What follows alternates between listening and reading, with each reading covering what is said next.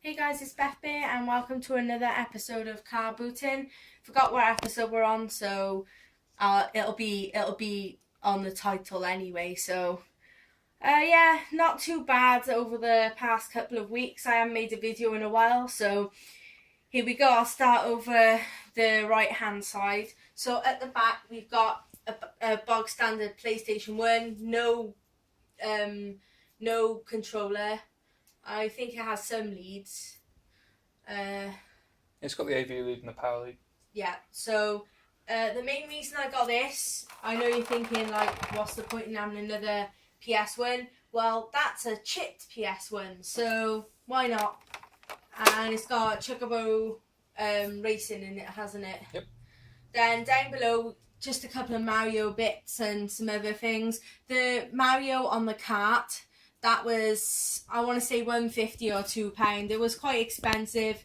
The guy wanted quite a lot for it, but I didn't think it was too bad, so I just picked it up anyway. There's a little Luigi, then there's a Yoshi in a cart, and then there's two McDonald's, or I don't know if they're McDonald's or Burger King, not sure, McDonald's. They're just like sort of mini games you've got in the Happy Meals. You've got a Sonic one, two Sonic ones, sorry. One's a soccer game, and I think one's just like standard Sonic. All those four were like 20p. Then I got a Tamagotchi, which is an original Bandai one. I believe it is. That's a 2004 Tamagotchi. Then we got one PS1 game, which is Star Sweep. That was 50p or £1. Can't quite remember. Then three Xbox 360 games. We've got Star Ocean, The Last Hope, Shell Shock 2, and Hot Wheels, World's Best Driver. These are ones I don't have in my collection, so I just picked them up to add to my collection. They were all £1 each.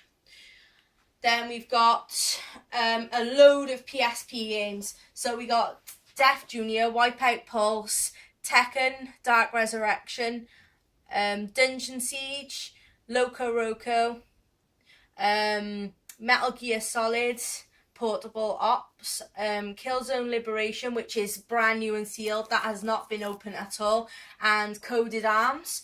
So I got a few of these off different sellers. So I got Def Junior, Wipeout Pulse, and Tekken from the same buyer, and I think they were like £2 each, which is a bit like more than I usually pay for PSP. But I always say that anything. I always say that £2 fine, but anything over I probably wouldn't pay unless it's like a very rare, valuable one. Then I got Coded Arms and Dungeon Siege together. They were, I want to say, £1 each. Might have been 50p, but it was no more than £1. Then we got Loco Roco and Killzone off the same seller, and they were £1.50. Did you say each? £1.50 each, yeah. Yep. And obviously Killzone's sealed, so that's always nice. Then I got Metal Gear Solid off a buyer for either 50p or £1. Then we got a random Spectrum game, a ZX Spectrum game. I just thought it was kind of cool because it was boxed. I know they're not worth a lot of money, I know that, but I paid, I think the woman wanted £1, and to be honest, that is definitely more than what ZX Spectrum games are worth. But I have no problem really handing over £1. To me, £1's £1, so not really bothered about that. Then we got two Wii games, Endless Ocean, which Jay got, no idea why, but he picked that one up, and I think, how much do you say you paid for that one?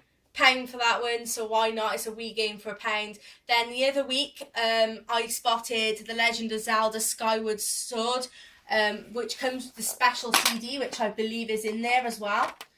And what's nice about this, guys, is I found it with Mario Kart as well.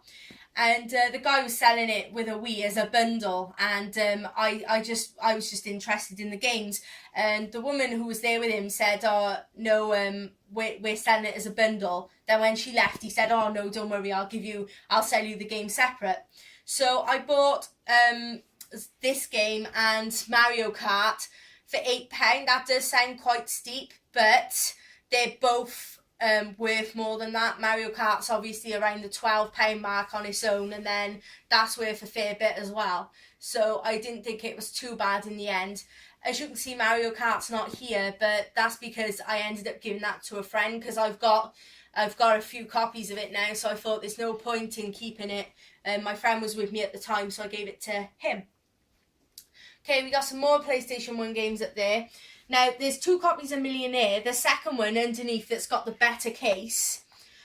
We picked that up just for the case, not for the game. Like, the game's in there, but we picked it up mainly for the case. The top one we just bought earlier on. Really for the game, they were just 50p each. Didn't have that game in our PS1 collection, so why not for 50p? Then there's Worms Armageddon, which was £1. Then under it we've got a PlayStation 2 game, which originally I just sort of looked at it and I thought, oh, what's this? It's called Knights of the Temple. Never really heard of it before. Turns out it's actually a fairly valuable game on eBay.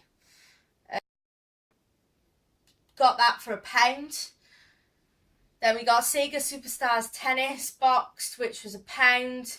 Then we have, yes, another DS, guys. This one, this is a white DS Lite,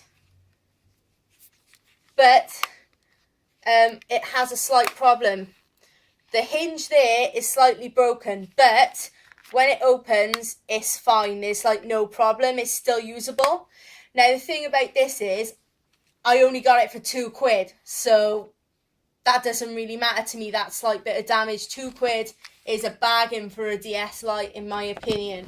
Okay, so at the back we have a Nintendo GameCube, which is the silver. I guess it's actually got another name. I think it's Platinum. But that's that one. Didn't come with any wires or a controller. It was just that, but it was £3.50, so not bad at all. Then we've got a official Sega Mega Drive Power Tips book, which is quite cool. That cost either 50p or £1. Can't really remember, but it's pretty cool. It's got some cool stuff in there. Then we've got 6 original Xbox games. We've got Hitman 2, Mad Dash Racing, Juiced, Halo 2, Thief, Deadly Shadows, and Spider-Man. I believe that none of those were more than £1. We either paid like 50p for some of them or £1. We got them all off different sellers, and because we left it a bit late to do the video, we're debating what the prices were, but it would have been no more than £1 really. I think maybe the max we might have paid on there might have been £2, but we would never go above £2 for an original Xbox game. So I'm guessing they were mainly £1. So, and lastly is the game at the back, which is the Xbox 360 version of Lego Dimensions.